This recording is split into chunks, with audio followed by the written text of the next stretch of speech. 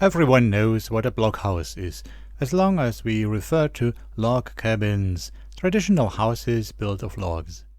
There are historical and modern ones, and even famous examples in literature.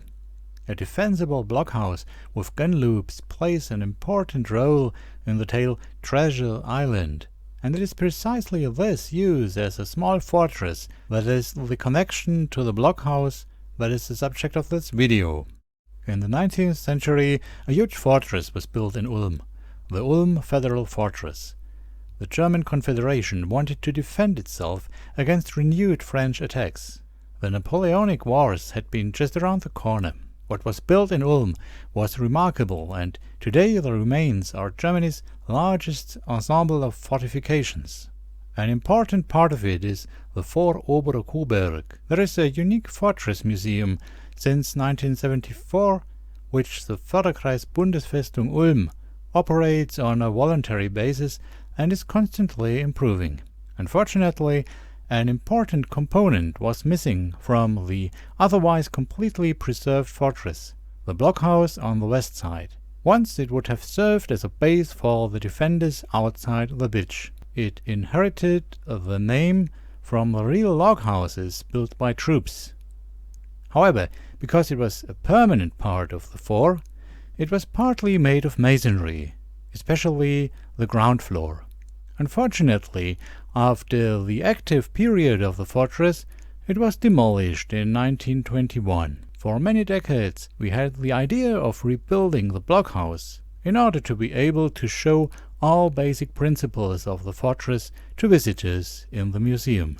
Such a project needs two things: money and detailed plans. Once enough money had been raised from donations, planning could begin.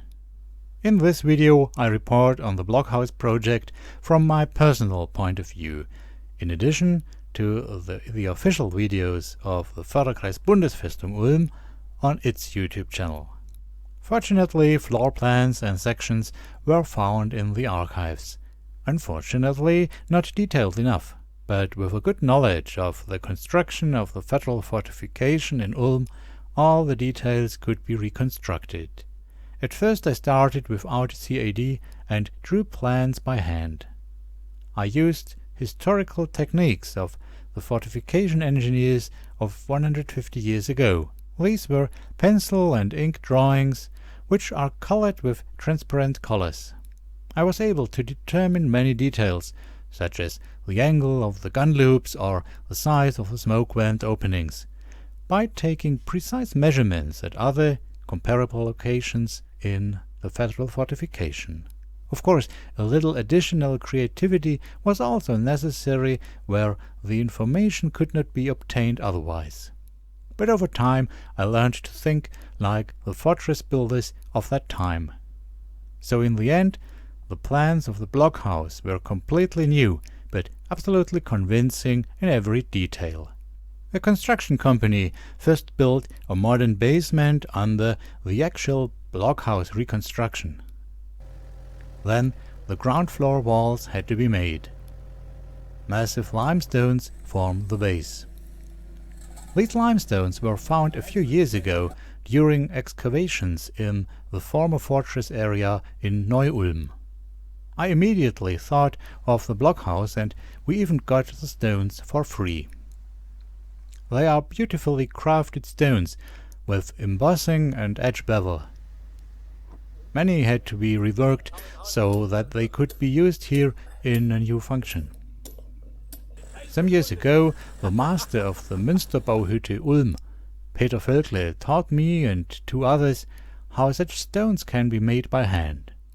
Now that was extremely useful. But with all our love for historical techniques, we didn't want to do without modern tools. Otherwise it would have taken way too long. After the limestones came the next challenge: brick masonry. The walls had to be 97 centimeters thick, so for financial reasons it was of course not possible to build massive walls with the original bricks. So I only planned solid bricks for the outer shell. The rest was built with cheaper modern bricks. The interior had to be plastered anyway. I thought back and forth about how to make visible brickwork with the necessary accuracy with our volunteers. But no matter what clever shortcuts or tricks you come up with, you always end up with the tried and tested traditional methods, string and level. Perhaps one more comment on brick dimensions. The usual brick dimensions have become smaller and smaller over time. In the Middle Ages, bricks were over 35 centimeters long, but not standardized. The 19th century had brick dimensions of about 29 centimeters to 14 centimeters to 6.5 centimeters. The bricks required for the blockhouse have therefore special dimensions, which are still being produced but are outrageously expensive. So we made the outer shell with the minimum necessary number of stones. When we got to the 30 gun loops, it started to get very challenging. All gun loops widen outwards and inwards from a narrowest point.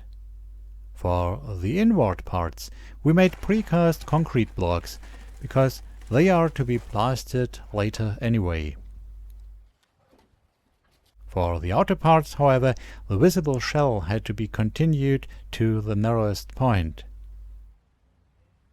Below each gun loop is a sole stone on the outside, which had to be cut at an angle, because the soles of the gun loops are inclined outwards.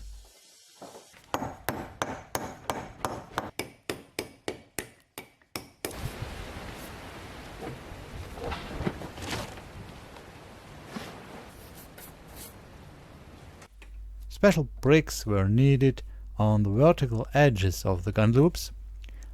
I designed the pattern of the facade in such a way that all the gun loops sit more or less identically in the grid, so that you don't have to reconsider how the edge stones are to be made for each. Nevertheless, there were many different angles at which the edge stones had to be sawn, as there are also gun loops that run out at an angle. Finally, the gun loops were arched over. Arches were also necessary above the doors. I liked making these arches because it's always a satisfying moment when you can take away the wooden construction underneath. However, you have to plan exactly how many stones fit into an arch. You always take an odd number to have a keystone in the middle.